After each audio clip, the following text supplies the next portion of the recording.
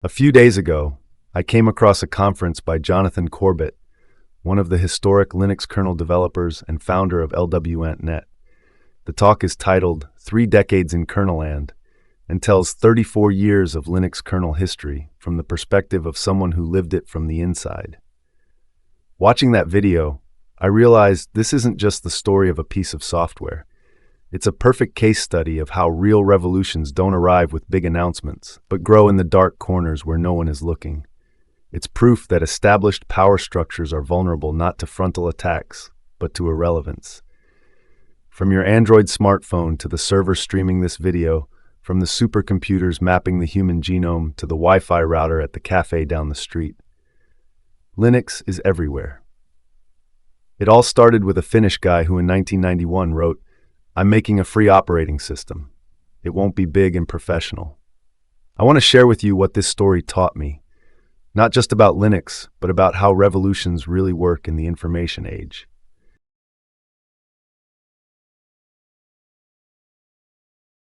The first thing that struck me watching the kernel's history is one piece of data, a line that rises constantly for 34 years.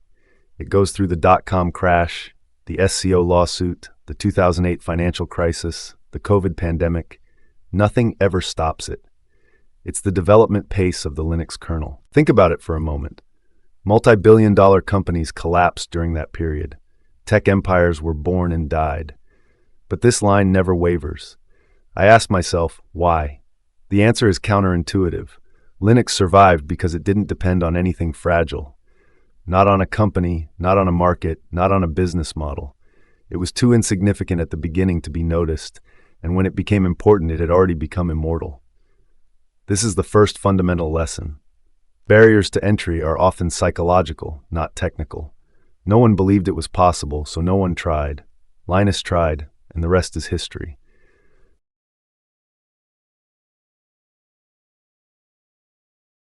But there's a specific reason why Linux won where other projects failed, and it has to do with something we often underestimate: the development process.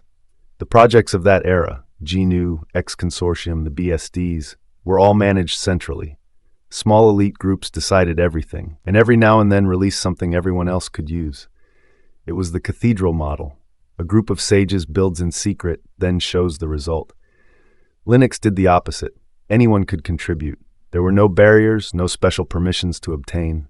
You sent a patch, and if it was good, it got accepted. Period. This created a completely different dynamic. You saw your code integrated in the next release, maybe days later, not months, not years. Days. Eric Raymond called these two models cathedral and bazaar. But there's something that goes beyond simple openness. It was a new kind of radical meritocracy where the only thing that mattered was the code you wrote. Not your university, not your company, not who you knew. Just, is this code good? Does it solve a problem? Okay, in. This created an incredibly powerful positive feedback loop. Good people were recognized quickly. This attracted other good people, who attracted even more. The project grew not linearly, but exponentially. And here emerges the second major lesson. Governance structures matter more than technologies. BSD was technically superior to Linux for years. It was more mature, more stable, better designed, but it lost. Why? Because its development model didn't scale. It didn't allow thousands of people to contribute effectively. Linux did, and that made all the difference. The choice of the GPL license was equally crucial. Copyleft licenses create a perfect alignment of incentives. All improvements must return to the community. You couldn't take Linux, modify it, and sell it as a closed product. You had to give back. This prevented fragmentation. Everyone worked on one Linux kernel, not on 12 different forks. And it also created something psychologically powerful, the certainty that your work would never be used against you. Contribute today, and no corporation can tomorrow close everything and sell you your own work back. It's trust built through legal code, not just through goodwill.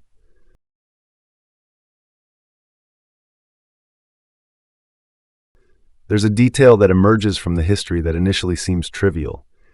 Kernel developers worked only on the kernel. In most other operating systems of the era, whoever did the kernel also did system utilities, user interfaces, the whole package. It was a monolithic approach to the entire system. not Linux. The kernel was the kernel. Everything else could be done by others in parallel, independently. This allowed the explosion of distributions: Debian, Red Hat, Slackware, Gentoo, each with its own philosophy, its own approach, its own audience. This made me reflect on a more general principle. Modularity is not just a technical principle, it's a social principle. When you separate concerns, you allow people to innovate in parallel without stepping on each other's toes. You allow specialization. You allow diversity of approaches. The Unix world had the motto, do one thing and do it well. Linux applied it at the architectural level. The kernel does the kernel. Distributions do integration. Applications do applications. Everyone in their own sandbox, but all sharing the same foundation. Beowulf clusters are a perfect example of this modularity in action. The idea at the time seemed ridiculous. Take cheap PCs, install Linux, connect everything with the fastest network you have, and there's your supercomputer. Supercomputers were million-dollar Cray machines, purpose-built. The idea that you could buy commodity hardware and get comparable performance was ridiculed. But it worked. And you know what we call Beowulf clusters today? Data centers. Every cloud service you use is built on this principle. Commodity hardware, open-source software, intelligent orchestration. Amazon Web Services, Google Cloud, Microsoft Azure, all run on Linux, all use the Beowulf principle. Scale horizontally with cheap hardware instead of vertically with very expensive machines. It's a revolution that happened so gradually we didn't even notice it.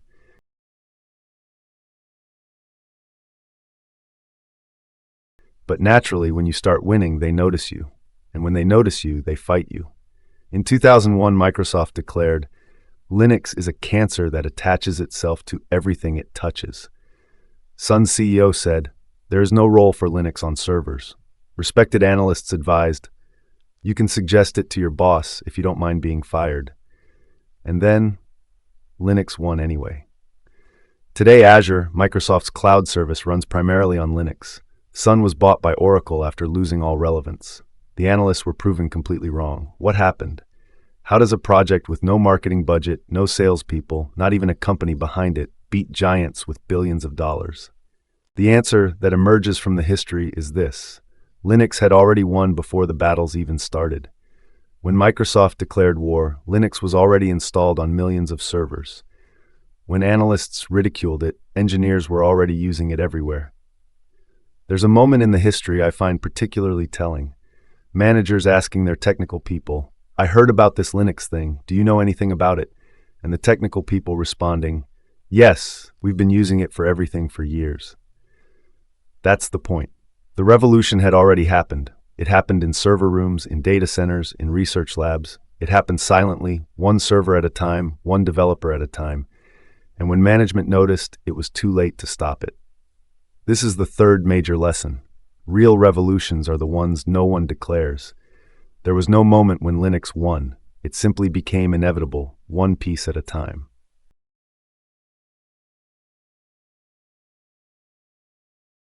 But there was one real battle, the SCO lawsuit. In 2003, a company called SCO claimed that Linux contained millions of lines of code stolen from Unix, and that therefore IBM owed them $5 billion. It was an absurd claim, but it worked for a while.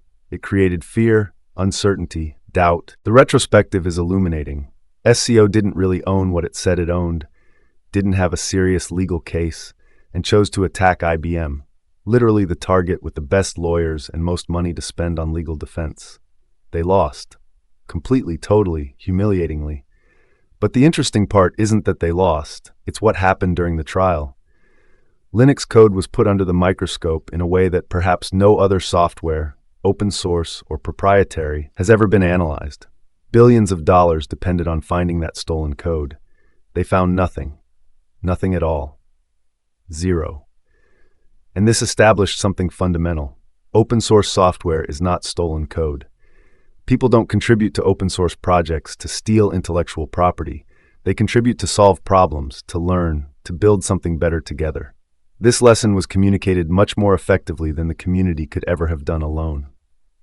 And since then, no one has seriously tried to make copyright-based lawsuits against Linux. But there's a second, more cynical lesson. If you build something of value, you'll need lawyers. whether you like it or not. Sooner or later, someone will try to take away what you've built or regulate it in ways you don't like. You can't ignore the legal system just because you write code. Linux didn't have lawyers in 2003. Now it does, thanks to the Linux Foundation. And it's one of the reasons it's still here.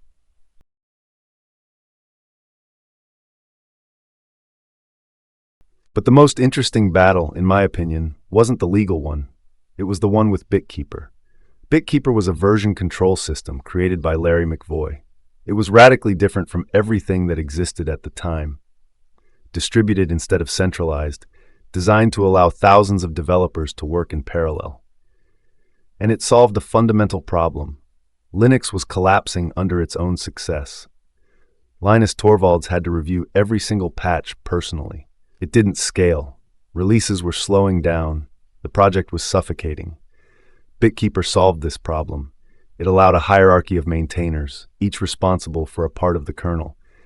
Linus could trust their work without having to review every single line. The process accelerated dramatically. There was only one problem. BitKeeper wasn't free software. It was proprietary. This created enormous tensions in the community. Many hated it on principle. Others accepted it pragmatically. It was a deep philosophical division. And then, in 2005, Larry McVoy withdrew the license. Overnight, Linux found itself without the tool that had made its development possible. Panic? No. Linus Torvalds disappeared for a weekend and came back with Git. Git today is everywhere. It's the dominant version control system used by millions of projects. GitHub, GitLab, the entire modern software development ecosystem is based on Git. But it was born because Linux was forced to invent it in a week. Two lessons emerge from this episode. First, development tools matter enormously. Every time the kernel community has invested in tools, it has gotten multiplied returns. Yet, there continues to be underinvestment. Second lesson, proprietary software is an unstable foundation. If you depend on someone else's platform, you're at the mercy of their whims. Sooner or later, they'll use them against you. But I see a third, more subtle lesson. Crises force innovation. Git would never have existed without that crisis. Linux would have continued using BitKeeper, comfortable but limited. The crisis forced them to build something better. And not just better for them, better for the entire software world. This is a pattern I see repeating. The moments of maximum innovation in Linux often came when something broke, when the old way of doing things didn't work anymore, when they were forced to reinvent themselves or die.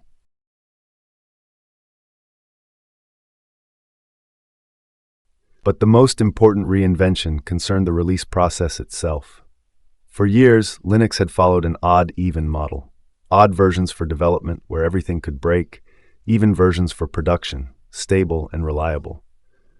The problem? Stable releases arrived more and more slowly, sometimes 3 years between one and another. This created a vicious circle. Ready code couldn't be released because the stable release wasn't ready. So pressure accumulated to insert it anyway in the current release, which broke the feature freeze, which further delayed the release, and so on. In 2004, at the Kernel Summit, they made a radical decision.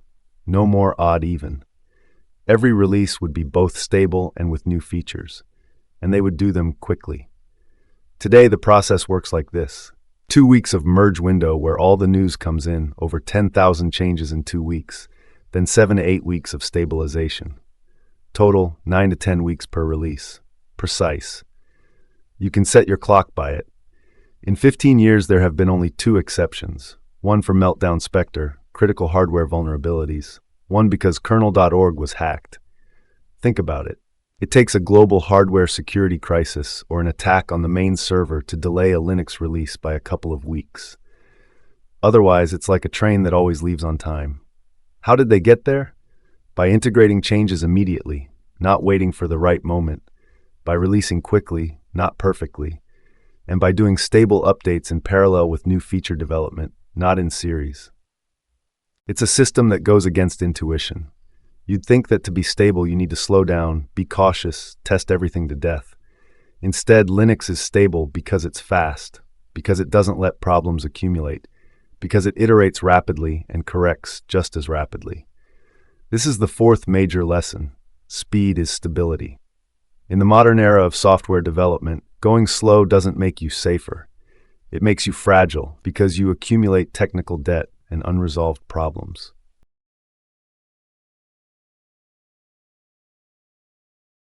In 2004, Andrew Morton, at the time the #2 kernel developer, made a public appeal to the industry. The message was simple: stop differentiating yourselves at the kernel level. Put everything in the mainline. Differentiate at the higher levels. At the time, every vendor had their own modified Linux kernel. Red Hat had its patches, SUSE had its own, everyone had their special version. This fragmented development effort and created incompatibilities. The appeal was, let's put everything in the same place. Collaborate on the foundation, compete on applications, and the industry listened. Today, the Upstream first rule is standard. If you have a kernel modification, you propose it first to the mainline. Only after, if it's accepted, do you use it in your product. Why did this work? Because it aligned incentives. If everyone works on the same code, maintenance work is shared. If everyone has their own fork, they have to maintain it alone forever. It's a simple economic calculation. Collaborating costs less than competing. But there's something deeper here. This is the practical application of open source philosophy. Cooperation over competition in areas where differentiation doesn't create value for the customer. No customer wakes up in the morning thinking, wow, I really hope this server has different memory management than that one. Memory management is a commodity. It should be the same for everyone and the best possible. Customers care about applications, interface, service, price. That's where you should differentiate, not in the kernel.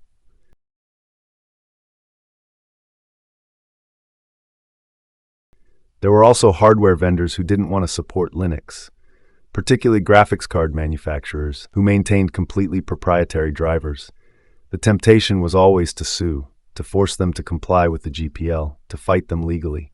But the strategy that worked was different: patience and continuous pressure. Talk to companies, talk to their engineers, make friends, show the benefits of collaborating, and wait. In 2007, AMD announced it would open source its graphics drivers. It was a watershed moment. Not only did they release the code, they became active community members. Permanent contributors. This happened not because they were legally forced, but because they were convinced economically and socially. They understood that collaborating cost less and gave better results than keeping everything closed. This approach requires years, sometimes decades, but it works better than legal battles. I see here a lesson on social change in general. Coercion works in the short term, persuasion in the long term. You can force someone to do something today, but if you want them to continue doing it tomorrow and doing it well and believing in it, you need to convince them. Linux won not by conquering, but by converting. One company at a time, one developer at a time.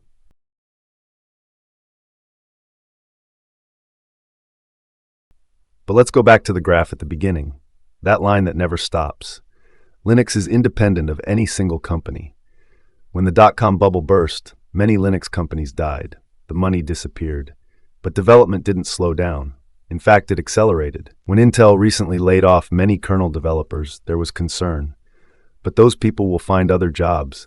They'll continue to contribute. Linux goes on. This is fundamental. Linux can't be killed by a company's disappearance.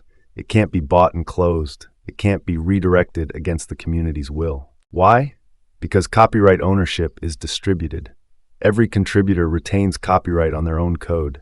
No single entity controls the entire kernel. To change Linux's license, you'd have to get consent from thousands of people. It's practically impossible. This is legal architecture that creates technical resilience, and it's one of Linux's great innovations that's often underestimated. Compare it with projects controlled by single companies. What happens if the company gets bought, or changes strategy, or fails? The project can be closed, can change direction radically, can be used against those who built it. Not Linux. Linux is too big to fail, not by size, but by structure. It's distributed in such a way that no single point of failure can bring it down. Many kernel developers regularly change companies but continue working on the same code. Their identity is kernel developer before employee of X company. This creates a continuity that transcends individual corporations.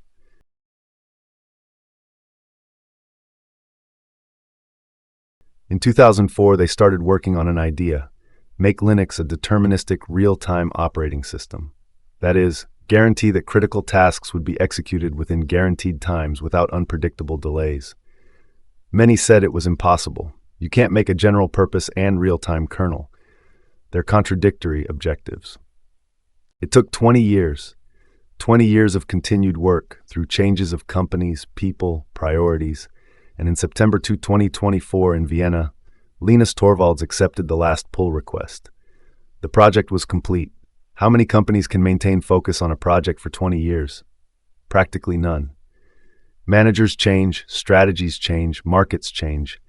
20-year projects are practically impossible in the corporate world, but Linux can do it because it's bigger than any single company, than any single group of people. The project goes on because the community collectively decides it's worth continuing. This is Linux's real superpower, the ability to have a long-term vision that isn't tied to quarterly earnings cycles or the technological fads of the moment.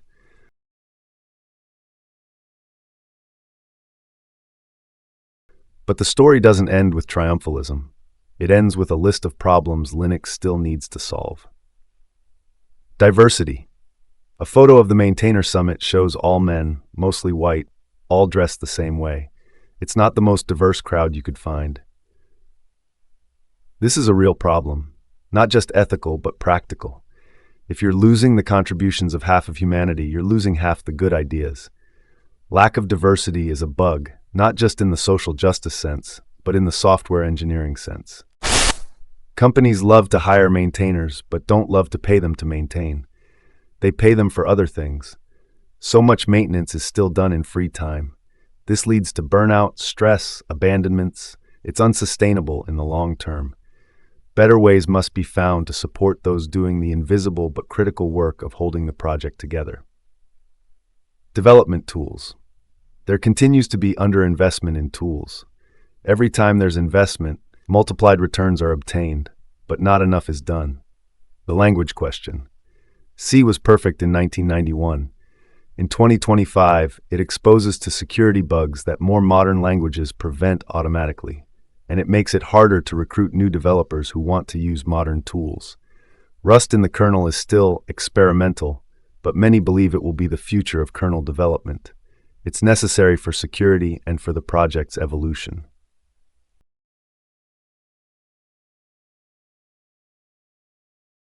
Watching this talk and reflecting on 34 years of Linux history, I extracted some lessons I believe are valid well beyond the world of kernel development. First lesson: irrelevance as strategy. When you're too small to be noticed, you have the freedom to experiment. Use this freedom. Grow in the spaces where giants don't look. Second lesson: governance beats technology. BSD was technically superior, but Linux had a development model that scaled better. Whoever can organize people better wins, not necessarily whoever has the best technology. Third lesson: modularity is power. Separating responsibilities allows parallel innovation, allows more people to work without stepping on each other's toes, allows independent evolution of different parts of the system. Fourth lesson: real revolutions are silent. Linux didn't win with a big announcement. It won one server at a time, one developer at a time. When the mainstream noticed, it was already too late to stop it. Fifth lesson: independence is resilience. Don't depend on a single point of failure. Not a company, not a person, not a business model. Distribute control, distribute ownership, distribute power. Sixth lesson: speed is stability. In the modern era, going slow doesn't make you safe. It makes you fragile. Iterate quickly, correct quickly, release quickly. Seventh lesson: cooperation beats competition.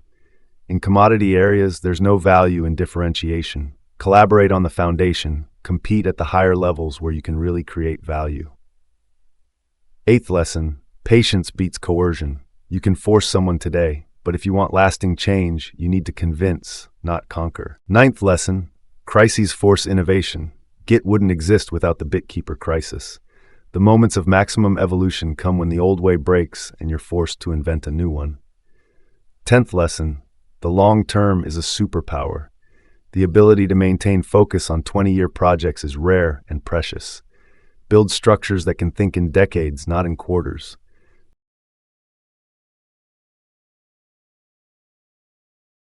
But why should you care about all this? Why spend time understanding the history of an operating system kernel? Because this isn't just Linux's story. It's the story of how change works in the information age. It's a template, a blueprint that's replicating in other areas. Look at what's happening in AI today. The most powerful models are closed, proprietary, controlled by a few mega corporations. It seems inevitable, doesn't it?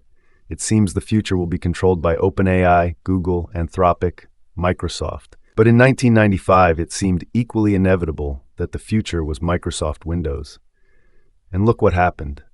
I'm not saying open source AI will necessarily win. I'm saying we've seen this movie before. We know how it ends when a foundational technology is controlled by few players. And we know that apparently impossible alternatives can emerge from the margins. Linux's story teaches us that barriers to entry are often illusory. Governance models matter more than pure technology. Cooperation can beat competition. Structural independence creates resilience impossible to replicate. Real revolutions are silent until they're not anymore. Linux today runs 96% of the world's top 500 supercomputers. It runs 70% of smartphones through Android. It runs practically the entire global cloud infrastructure. And all this starting from a Usenet announcement in 1991. I'm making a free operating system. It won't be big and professional. The final lesson, the one that resonates most strongly with me, is this. Impossible things are only impossible until someone does them. In 1991, it was impossible that volunteers scattered around the world could build a kernel competitive with commercial Unix. Yet they did it. It was impossible that Linux could scale to thousands of contributors. Yet it did it. It was impossible to make a general-purpose kernel that was also real-time. It took 20 years, but they did it. Today they tell us many things are impossible. That certain technologies must be proprietary, that certain problems require centralization, that some innovations can only come from large corporations with immense budgets. Linux's story reminds us that impossible is often just another way to say, we haven't figured out how yet. Watching the video, one thing struck me more than anything. It's not just pride for what they built. It's the awareness that they've never really finished. There are still problems to solve. Diversity, maintainer support, Rust integration, new security challenges, the arrival of AI in the development process. Linux at 34 years is not a static monument to past glory. It's a living organism that continues to evolve, adapt, grow. And perhaps this is the most important lesson of all. Success is not a destination, it's a practice. Not we reach the summit and stop. It's we keep climbing, we keep adapting, we keep learning. The Linux kernel community has understood this in a way few other projects have. They didn't rest on their laurels after winning. They continued to question themselves, to improve, to challenge their own practices. They've been climbing that mountain for 34 years, and they're still climbing. I don't know about you, but I find this story deeply inspiring, not in a naive or romantic way, but in a practical, concrete, replicable way. If they could build a world-class operating system kernel starting from scratch, with nothing but an internet connection and lots of determination, what can we build? If they could maintain focus and coherence for 34 years through crises, attacks, economic bubbles, pandemics, what can we do with a bit of that same resilience?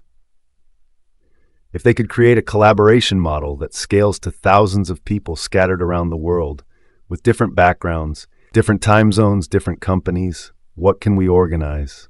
Linux's story isn't finished. It's still ongoing. And the most important lesson is that you can be part of it. Anyone can contribute. No special permissions needed, no PhD needed, no need to work for a big tech company, just good code and the willingness to contribute. And this, in my opinion, is the real revolution. Not that Linux exists, but that it exists in a way that anyone can improve it. What Linus Torvalds built in 1991 wasn't just a kernel. It was a platform for human collaboration on a global scale. A social experiment as much as a technical one. A model for how humanity can work together when the structures are right. 34 years later, that experiment has proven it works. Not perfectly. As admitted, there are still many problems. But it works well enough to have changed the world. And if it works for operating system kernels, where else could it work? This is the question I take home from this video. Not isn't Linux's story beautiful, but what can we learn from this story that we can apply elsewhere? Because the real power of this story isn't in the past. It's in the future it shows us is possible. A future where cooperation beats competition, where openness beats control, where communities beat corporations, where the impossible becomes inevitable, one commit at a time. Thank you for watching this video. And if you want to go deeper, go watch Jonathan Corbet's complete talk. It's long, it's technical in some parts, but it's worth every minute. It's the real story, told by someone who lived it from the inside. See you in the next video. Keep building impossible things.